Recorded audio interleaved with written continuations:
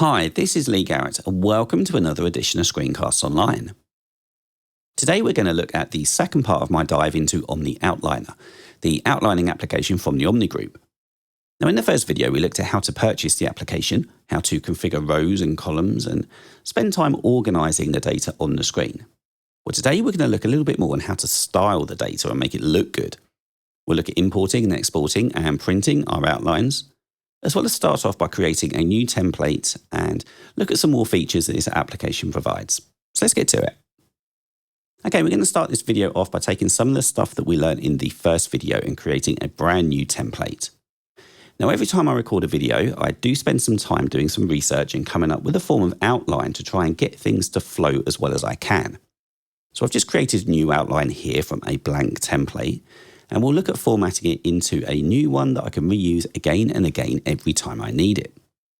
So at the top, I usually put in the title, then part 1. If there's anything I need to prepare beforehand, like having the web page ready for reference or some kind of a file prepared, I'd put those underneath in the parts to prep section. Then below that, there are some reminders that I need to cover the platforms, the pricing, and I've also repeated that parts to prep line through the document, as each part usually requires me having something on hand I need to have prepped beforehand. Right, let's start indenting some of these because at the moment it's all very flat. So I'll select part 1, make it active, and I'll press Command and the right square bracket to indent it. Now I need to indent all 4 of the rows below that, so I'll select the first one, then press Shift and click on the last row there. Then I'll indent those. Now I'll indent the part 2 line.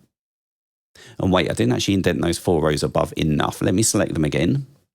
And then Command and right square bracket to indent. There, that's better. Okay, the rows in the part 2 section, I'll select all of those. And then indent them twice there.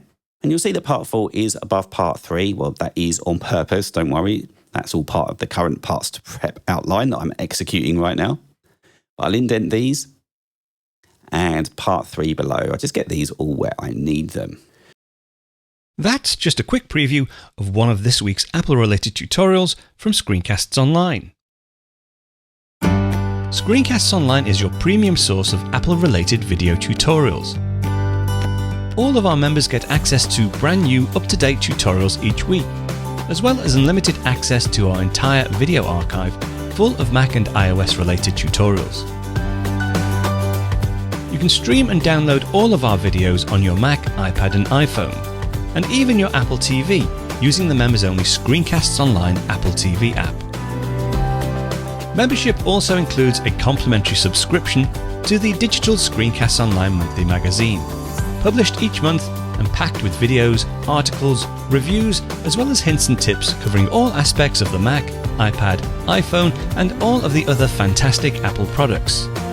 So, if you're ready to start getting the most out of your Apple devices, visit screencastsonline.com today and become a Screencasts Online member.